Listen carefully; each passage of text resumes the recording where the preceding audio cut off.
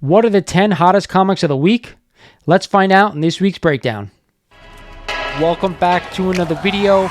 This really popped when I saw it. That to me is a monster increase. Again, this book got hot. This book is ready to go higher. So let's jump right into it. We are back today with another statue review from Diamond Select Toys. Without further ado, let's get into the review.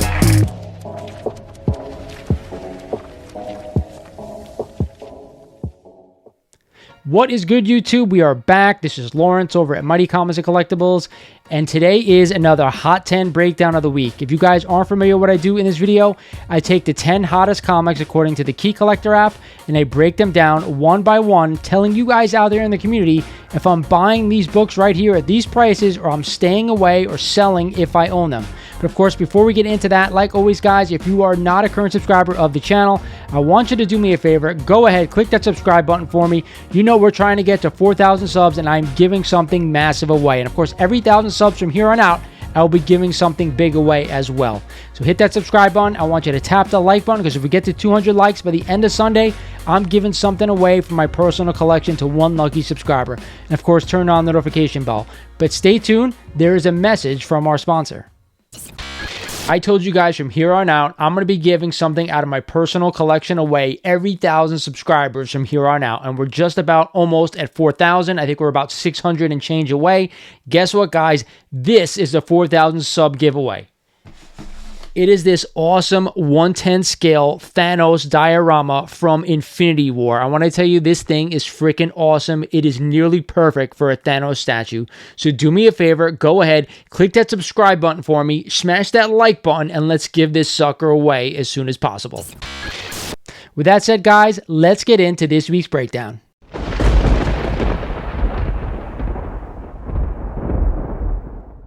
At number 10 on this week's list is a copy of Walking Dead #1, and of course this series finale just aired last week, and a CGC 9.8 just sold last week for $3,400, up 15% over that 12-month rolling average. Now, I haven't really talked about a lot of The Walking Dead over my channel for its lifetime, to be honest with you guys, and that's because I really wasn't a huge fan. But I know there are people out there who are massive fans of this TV show and this comic book, and that's the only thing I'm going to say, because if you're a massive fan of this comic and this TV show, you probably want to own a 9.8 copy of this one. To me, I'm staying away because I'm not into it, but I do think a 9.8 over time is not a bad buy. Anything else I'd probably shy away from, but for me, it's a thumbs down. It's a no-go. At number 9 on this list is a copy of Superman #199 and the first Superman versus Flash race. Now, of course, if we ever see this happen in a DC movie, people are going to go absolutely nuts. But either way, a CGC 6.0 just sold the prior week for $344, up 13%. But not only that, there was a 4.0 sale for $200, up 20% over the average. That is a nice hike for this book. I'm not sure why all of a sudden it's going up in value. You could have had this book for pretty cheap, maybe about a year and a half ago to 2 years. Starting to creep up, still not that expensive at a 6.0 grade for a Silver Age key. Not too bad, but either way for me, I'm not looking to own these books right now. If I'm going to buy a DC book, it's going to be a big first appearance. That's just me. Hey, it could be even a first Silver Age appearance. I'm all good with that, but for this one, I don't want to spend the money. At number 8 on this week's list is a copy of Fantastic Four #72 and this iconic Jack Kirby cover of the Silver Surfer, and a CGC 8.0 just sold last week for $530, up 10% over that average. And not only that, there was a 6.5 sale for $325, up 10% over the average. To me, you guys know, if you haven't checked out my video of the top 10 Silver Surfer books that I would buy, this is on this list. And to be honest, you get a nice high grade for a cheap amount of money. I'm all over this one. A classic cover. I do not think you can go wrong. This is a thumbs up for me, guys. At number 7 on this week's list is a copy of Fantastic Four #49 and the first appearance of Galactus, but not only that, this is the second appearance of the Silver Surfer in a CGC 9.8. Just sold last week for a crazy $192,000, up 303% since the last sale. Man, I don't know how many 9.8 copies are out there on the census. I believe there's only 2, to believe it or not. So spend $200,000, I think, is a great deal for one of 2 books out there at a 9.8. And guess what? This character hasn't shown up in the MCU yet, and when he does, it's going to be massive. And let's not forget, this is also a crazy second appearance as well. If you've got the kind of cash to go out and buy this book at that grade, do yourself a favor, go ahead and do it. If not, pick up a lower grade. Mid-grade is totally fine. I believe that's around under $1,000 right now. Definitely a book I want to own. At number 6 in this week's list is a copy of Showcase number 55 and the first appearance of the Golden Age Green Lantern in the Silver Age. But not only that, this is also the first appearance of Solomon Grundy in the Silver Age and his CGC 6.0. Just sold the prior week for $300, up 8% over that 12-month rolling average. This book was on the list last week. I gave it a thumbs down then, and I'm giving it a thumbs down right now. I think DC books should be bought right now. I think they're the ones that are really undervalued. But for me, I think you can go out and spend the same money and get a better key, in my opinion. That's why I'm not picking this one up. That's why it's a no-go for me, guys. At the 5 spot on this week's list is a massive key. It is a copy of Green Lantern number 76 in this iconic comic that ushered in the Bronze Age of comics and retitled Green Lantern into Green Arrow Green Lantern and a CGC 5.5. Just sold last week for $475, up 30% over that 12-month rolling average. It's finally nice to see this book get some due. It was on a DC list I did maybe about 6 months ago, thinking this book is still undervalued. I'm glad. That's a massive jump over a short period of time, 30%. And to me, it's still cheap for the iconic key that it is. I am a buyer of this book. This is one of the DC books that I would be putting my money towards right now, especially since we may get something along the lines of a Green Lantern showing up in his own show on HBO. That's what I'm hearing right now. Who knows? Either way, I'm definitely a buyer of this one.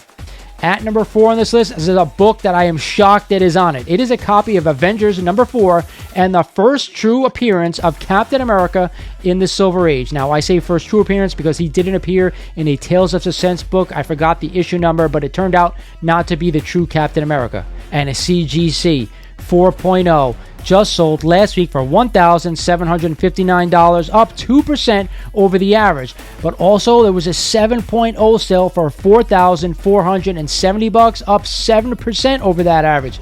How could we not want to buy the first Silver Age appearance of Captain America? This is an iconic cover to boot, a classic Jack Kirby cover. It was so undervalued for such a long period of time. And to me, I know it's his first Silver Age, not his true first appearance. But regardless, 99% of the people out there can't go out and get a true first appearance of Captain America. This is the next best thing, in my opinion. Go out and get this book. I think it's definitely a buy for me. A classic everybody has to own. At number 3 on this list is a copy of Omega Men number 3 and the first appearance of Lobo. You guys know this book was all over the list for the past couple of weeks. And right now, we get a new high sale of a CGC 9.8 that sold for $389, up 22% over the average. To me, that is absolutely crazy, guys. You guys know I said it was a buy at $350. Then I said it was still a buy at $370, but I'd be leery anything over than that. Now we're getting a $389 sale. I don't want to keep buying this book and driving up the price of this one. I think around $350 to $370 is where this book should be. If you still want to own this book, I only want to own it in a 9.8. But for me, I'm not coughing up almost $400 for this one. I think at the $350 spot, it's a really good place to buy this book. But outside of that, anything higher than that, $350, $370, I don't want to be anything over than that. At the 2 spot on this list is a copy of Sergeant Fury and his Howling Commandos, number 1. Of course, the first appearance of Sergeant Nick Fury, not the one that we got back in the Avengers movies. This is also the first appearance of his Howling Commandos and his CGC 8.0. Just sold last week for $9,000, up a whopping 109% since 2018. But not only that, there was a 1.0 sale for $569, up 55% since September. All of a sudden, somebody is forking up some money for this book, and I cannot tell you why.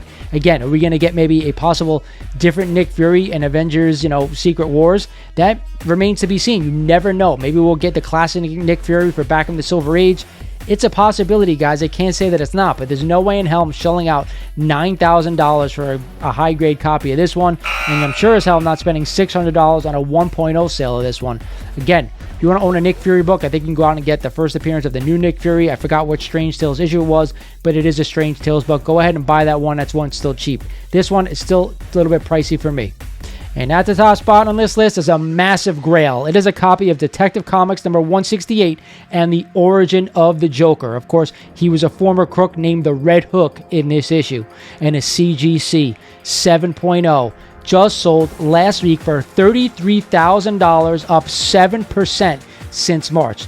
This is a holy grail because I don't see too many copies out there. I have seen a few in my lifetime, one at a local show and one on Instagram, to believe it or not. Other than that, this is a classic origin story of a major villain, probably the most prominent villain we've ever seen in comics. Is it worth it? You're goddamn right it is. I'd buy this book any day of the week in any grade if I could get my hands on one of these. So yes, 100% I'm a buyer of this one. That's it for the list this week, guys. I hope you enjoyed this one. Some fresh meat, some new books on this list, which I always enjoy going over with you guys here in the community.